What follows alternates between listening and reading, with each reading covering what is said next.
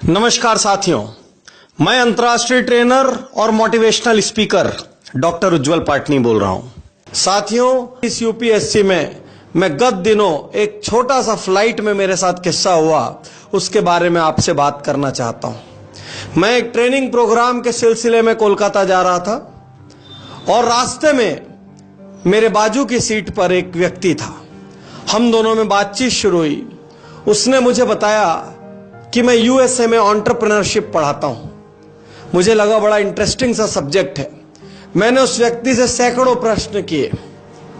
मैंने उससे खास तौर पर यह पूछा कि भारत और यूएसए, यहां दोनों के बेसिक अपब्रिंगिंग के सिस्टम में, बेसिक लर्निंग के सिस्टम में, व्यवसाय शुरू करने के सिस्टम में क्या फर्क है। जो बातें उसने मुझसे कही, जो बातें मैं अपने अनुभव से जानता हूं, जो बातें मैं उन अमेरिकन्स के माध्यम से जानता हूं जिन्होंने मेरे ट्रेनिंग प्रोग्राम्स में पार्टिसिपेट किया, उन सब का सार मैं आपसे कहने जा रहा हूं। सबसे पहली बात यह है कि दुनिया के उस सबसे बड़े देश में, महाशक्ति में, असफल होने को उतना बुरा नहीं माना जाता।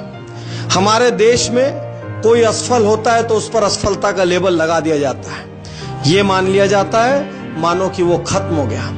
लेकिन वहां पर असफलता प्रोसेस का एक हिस्सा है। हर व्यक्ति सफल होने के बाद अनेक बार असफल होता है और वो असफल बुढ़ापे तक होता रहता है, क्योंकि अक्सर वहां पर लोग एल्डरली एज में भी नए प्रोजेक्ट शुरू करते रहते हैं। कभी 30 की एज में, कभी 40 की एज में, कभी 50 की एज में, तो कभी 60 की एज में भी वहां पर व्यक्ति एजुकेशन लेने जाता है, नई डिग्री लेने जाता है, नई हॉबीज पैदा करता है, नई चीजें सीखता है और अपने जीवन को नए मीनिंग देता है। उसके विपरीत हमारे देश में व्यक्ति जब 30, 40 या 50 का होता है, उसके बाद यह मान लेता है कि बस मुझे जितना आता है उतना ही आता है। वो कोई नई चीज सीखने में यकीन नहीं करता। अक्सर वो नए चैलेंजेस लेने से घबराता है। अक्सर वो अपने कंफर्ट जोन में चला जाता है। वो नई टेक्नोलॉजी नहीं सीखना चाहता, वो नए सिस्टम्स नहीं सीखना चाहता, वो नए प्रोसेस नहीं सीखना चाहता। तो ये मूल फर्क है साथियों कि हमारे देश में आज भी असफलता एक अभिशाप है। आपको आपके घर वाले, आपके नियर एंड डियर, आपके समाज वाले, आपके सहकर्मी सब एक नीची नजर से देखते हैं।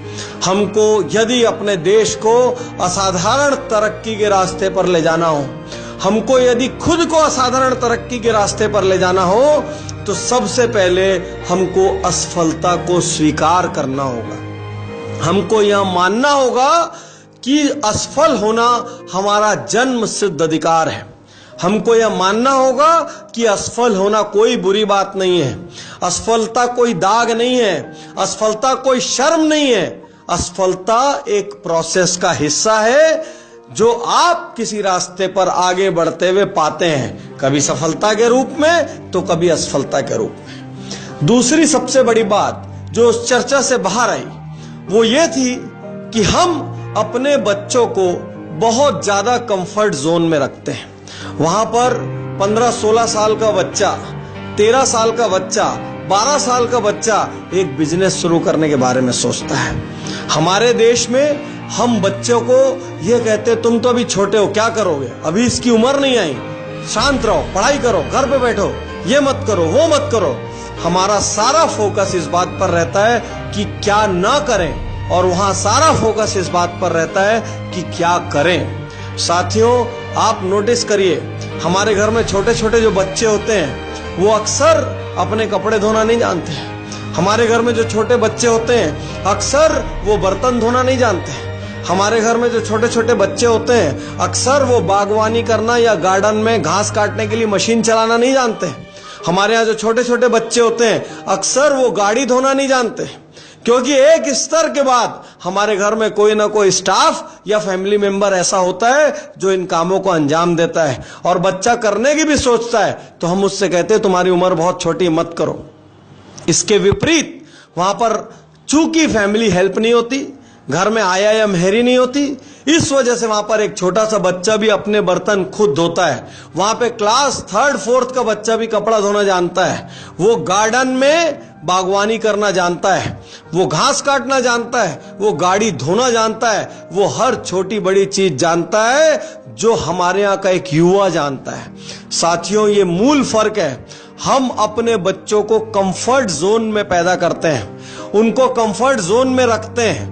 जब भी वो नए चैलेंज लेने के लिए निकलते हैं, हम उनको प्रोटेक्ट करते हैं, हम उनका सपोर्ट सिस्टम बन जाते हैं, हम आधे से ज्यादा काम उनको करके दे देते हैं। इसलिए ये बच्चे एकदम चैलेंजिंग नहीं हो पाते हैं। इसीलिए आज भी हमारे देश में जब आप 10th 11th 12th पढ़ने वाले किसी बच्चे से पूछोगे कि बड़े होकर क्या बनेगा, तो वो कहेगा मैं डॉक्टर बनूंगा, मैं इंजीनियर बनूंगा, मैं लॉयर बनूंगा, मैं सीए बनूंगा, मैं सॉफ्टवेयर इंजीनियर बनूंगा। लेकिन बहुत कम बच्चे आपको ऐसे मिलेंगे जो ये कह दें कि मैं एंटरप्रेन्योर बनूंगा। बहुत कम बच्चे ऐसे मिलेंगे जो ये कह दें मैं बिजनेसमैन बनूंगा, क्योंकि हमारे यहाँ बिजनेसमैन बनूंगा ये कहना भी हल्का माना जाता है। कैसा देश है जो बिजनेसमैन सैकड़ों हजारों लोगों को एम्प्लॉय करता है, वो बनने की बात कहना हमारे घरों में गलत माना जाता है। तो हमको थोड़ा सा अपनी सोच में परिवर्तन लाना पड़ेगा। हमको हमारे देश में उन महान देशों की तरह, महाशक्तियों की तरह एंटरप्रेन्योरशिप के कल्चर को लाना पड़ेगा। भारतीय बहुत मेहनती हैं, भारतीय सब कुछ कर सकते हैं। हमारी ताकत हमारा इमोशन है, हमारी ताकत हमारा फैमिली सिस्टम है, हमारी ताकत हमारा इतिहास है, हमारा आयुर्वेद है, हमारा योग है। बहुत सारी चीज हमारे पास ताकत के रूप में है, लेकिन हम अपनी ताकत को सेल नहीं कर पा रहे हैं, क्योंकि बेसिकली हमारे बच्चों में एंटरप्रेन्योरशिप स्किल नहीं है।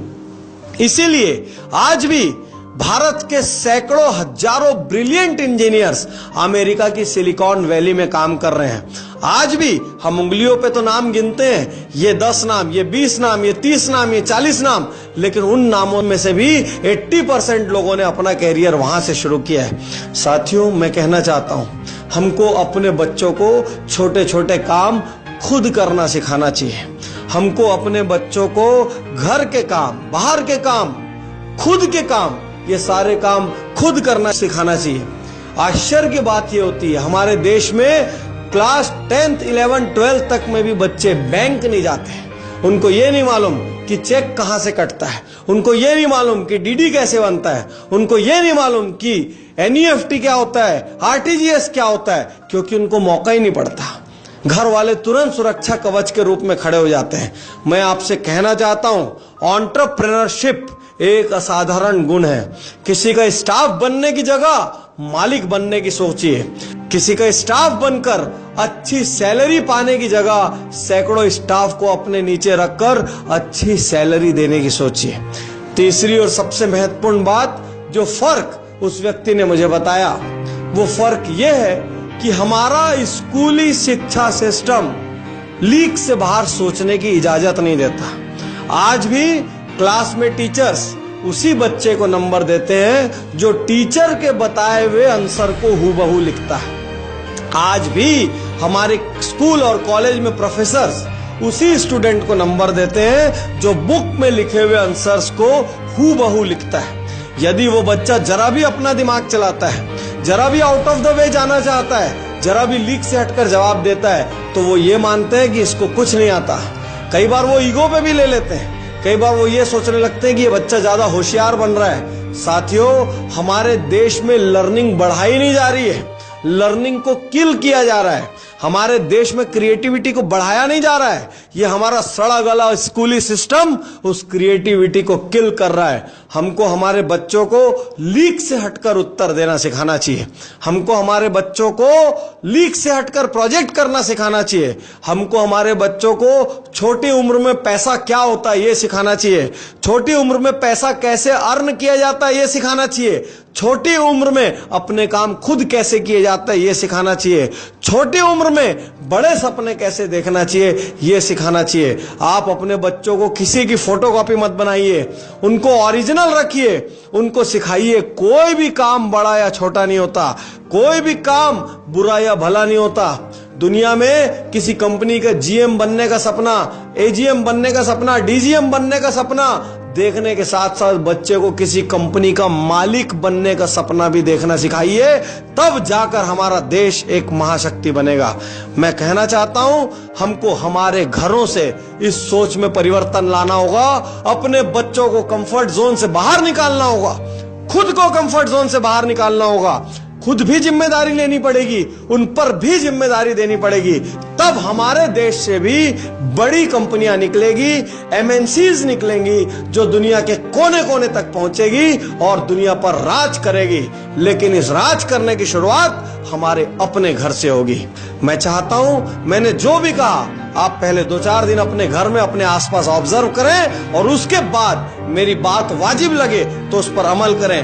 हमारे देश में महाशक्ति बनने के लिए सब कुछ है, बस हम सबको मन के भीतर से मालिक बनना है, यह संकल्प पैदा करना होगा।